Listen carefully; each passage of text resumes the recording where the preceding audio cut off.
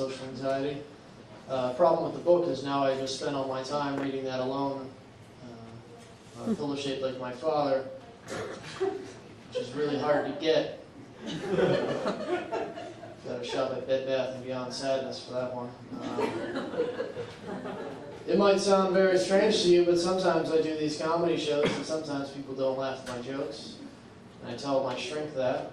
And she says, "All right, Ryan, here's some Zoloft." And I was like, "Okay, how do I get them to take it?" So if your drinks taste a little funny, that's me. On top of having anxiety, I'm also a very paranoid person. I worry about a lot of things. Like, I think the only reason I'm alive to this day is because I was paranoid that the other sperm were chasing me. Public bathrooms freak me out. Like, I'm always afraid that I'll be standing at the urinal and another man will come in and stand next to me and he'll turn his head and say, "Hey, you have a nice penis." That's not what worries me. What worries me is that I'll be polite and say thank you.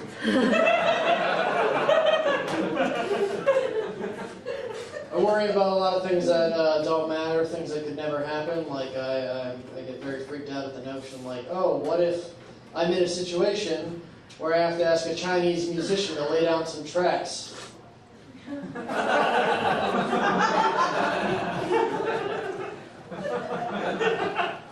Not very good with women. I recently went through a breakup. She said that neither of us had anything in common other than that neither of us really liked me. And I said, "Well, what about Breakfast at Tiffany's?" She said, "I think I remember the film. As I recall, we both kind of liked it. What does that have to do with you crying so much?" I'm glad that we broke up.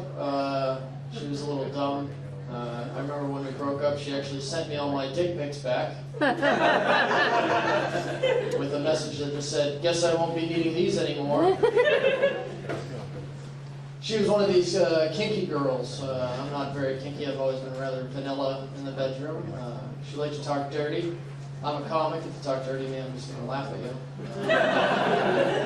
My idea of talking dirty in the bedroom is saying things like, "No," and "Stop," "Quit hitting me." One time she asked me to do a very kinky thing. She asked me to put my penis in her ear, which I thought was strange, so I did it. I asked her how it felt, and I'll never forget what she said. She said, "What?"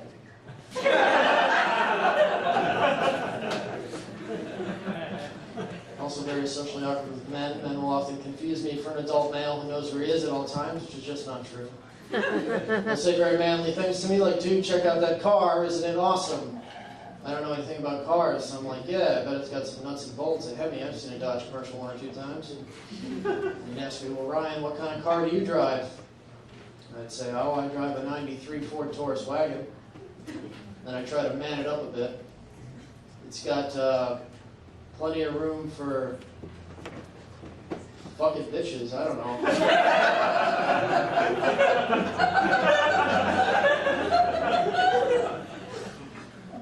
At this point in my set, it shouldn't come to much of a surprise that I have been to 5 psychiatric hospitals in my time.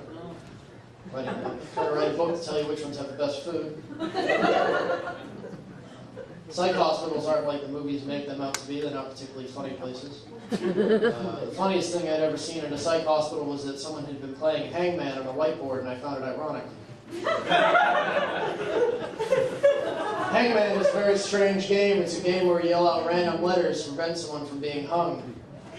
I kind of wish it was real. Like back when we hung Saddam Hussein, it's the government's job to come up with a really tough word. I pick xylophone every time.